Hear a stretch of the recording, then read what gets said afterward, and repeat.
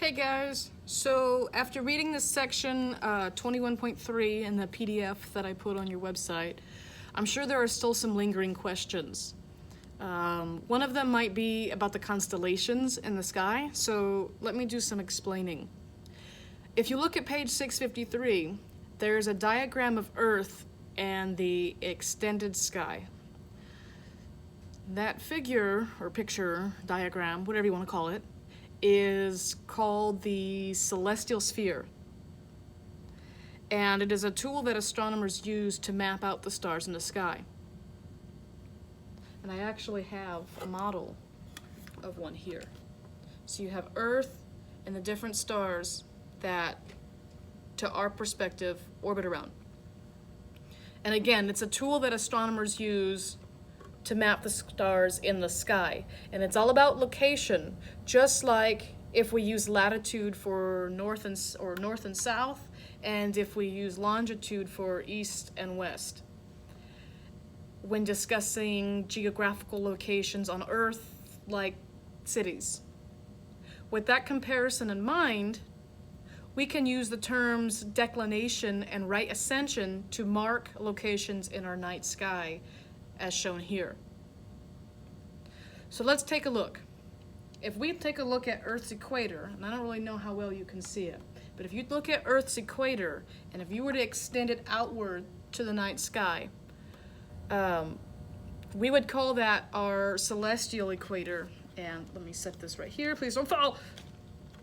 It would be, the celestial equator would be equivalent to here, so where I'm running my finger across. That is what we call the celestial equator. No, my hair's not missing. That's just the light and glare, just so that we're clear.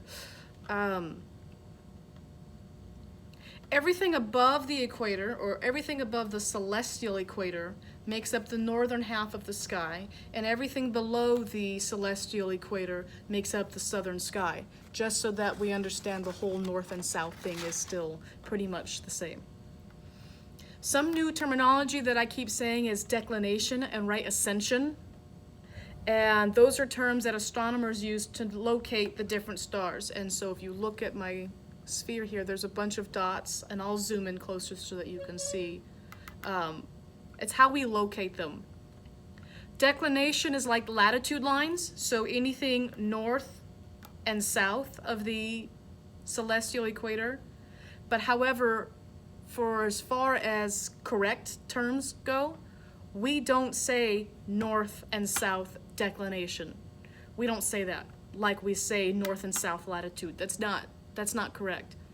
Instead, they use degrees in both positive and negative numbers. So anything that's of the northern half would be a positive number from 0 to 90 degrees, and anything on the lower half is going to be 0 to negative 90, representing the southern side.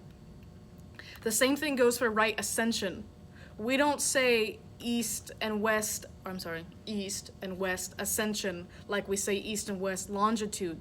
We don't say that. Instead, right ascension is expressed in time. So it's expressed in hours, minutes, and seconds.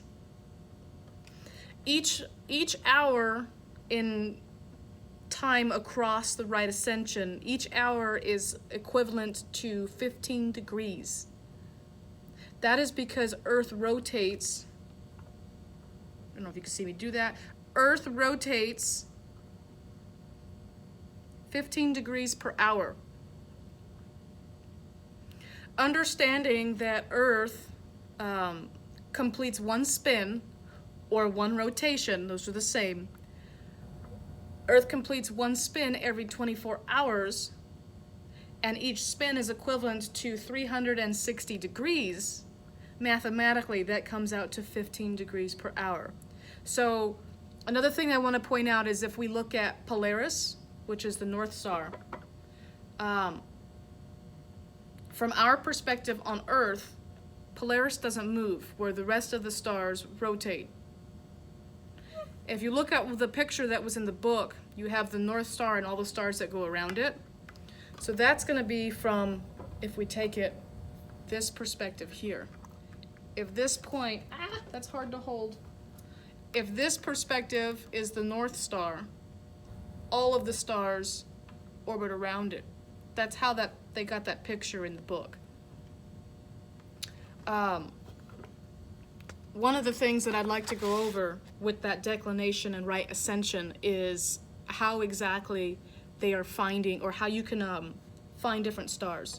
So what I'm going to do is I'm going to set my celestial sphere down, and I'm not sure if I actually can't flip the camera. That's very disappointing.